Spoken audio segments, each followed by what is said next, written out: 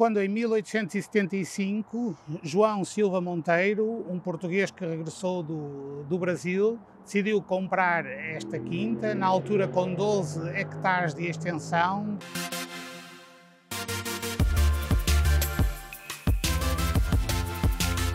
Olá a todos, espero que estejam muito bem desse lado. Hoje trazemos um vídeo que fazemos com muito carinho. Tentamos explicar um bocadinho a origem e a história da zona designada por Zona do Campo Alegre. Qual é a sua origem, qual é um bocadinho da sua história em termos de extensão. Gostava só de recordar, antes de vos falar um bocadinho mais deste cenário lindíssimo onde estamos, que hoje em dia é o Jardim Botânico, gostava-vos de recordar um bocadinho mais daquilo que já sabemos da história da cidade do Porto e, portanto, para além da zona muito central, aquilo que sabíamos é que havia grandes quintas e que antes do século XIX, grande parte dos terrenos da cidade do Porto, e principalmente estes mais chegados à zona da Foz, tinham muitas ligações à Igreja e, portanto, a ordens religiosas. E era isso que acontecia até 1802, neste local em que estamos. Esta quinta, que era designada como Quinta Grande, que ia desde o atual Campo Alegre até ao Rio Douro, portanto tinha depois toda esta extensão e uma vista magnífica. Esta Quinta Grande foi comprada por Jean-Pierre Salabert, que era um fabricante de chapéus finos e que veio viver para aqui. Nas mãos dele esteve durante muito pouco tempo, porque passados 5 anos houve as invasões francesas aqui na cidade do Porto e depois, uns anos depois, houve também a Revolução Liberal e, portanto, nessa altura mais conturbada, a propriedade foi passando aqui por várias famílias, mais de origem portuguesa, e no século XIX toda esta zona e também esta propriedade foi depois alvo de interesses estrangeiros, brasileiros e europeus.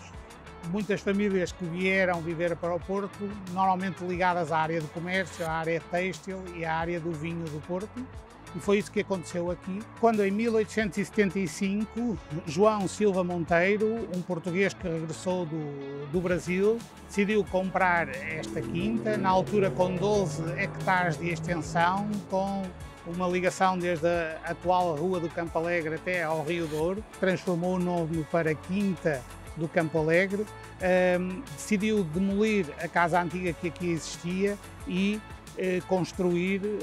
o palacete que hoje conhecemos como o edifício do Jardim Botânico. Até que 20 anos depois, os avós da escritora Sofia Melbreiner e do escritor Ruben A., João Pedro Andressen e a sua esposa Joana, concluíram a renovação deste palacete e concluíram também a renovação dos jardins desta propriedade. E é então no final do século XIX, início do século XX, que se conseguem ver aqui em magníficas propriedades, em majestosos palacetes, muito representantes da arquitetura da época, quer o romântico, quer a arte nova, que se instalam aqui um conjunto de famílias burguesas com uma influência grande na cidade, quer social, quer política, quer económica. Grande parte dessas famílias também ligadas à indústria do vinho do Porto, como era a família que já vimos Andressen, a família Burmester, e tínhamos também a família Allen, que se instalou nesta casa que vemos aqui em fundo, e também a família Van Zeller. Todas elas tinham em comum, portanto, essa capacidade e esse poderio económico e, portanto, deram a esta zona da cidade um elan que ainda hoje se denota, não é? Aquilo que se depois verifica é que, com a morte da matriarca da família Andressen, na zona da Quinta do Campo Alegre, portanto, os jardins ficam ao abandono, o palacete também fica desabitado e vai se degradando ao longo dos anos,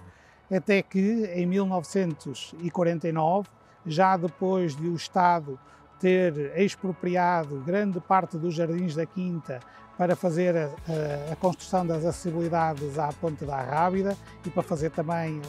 a instalação do equipamento desportivo de apoio depois à Universidade do Porto. Portanto, o Estado compra a Quinta, faz também a junção à quinta Burmester, que tinha mais 1,8 hectares e, portanto, a totalidade passa de 12 hectares antes das expropriações para 5,8 hectares, que é aquilo que se pode verificar hoje, que está associado à Faculdade de Ciências, e instala o Centro Botânico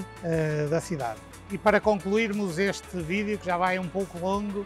e referindo-nos aqui no fundo ao Jardim Botânico, que é se calhar o edifício até mais carismático desta zona, pelo menos mais representativo de uma determinada época e da história desta zona. Só referir que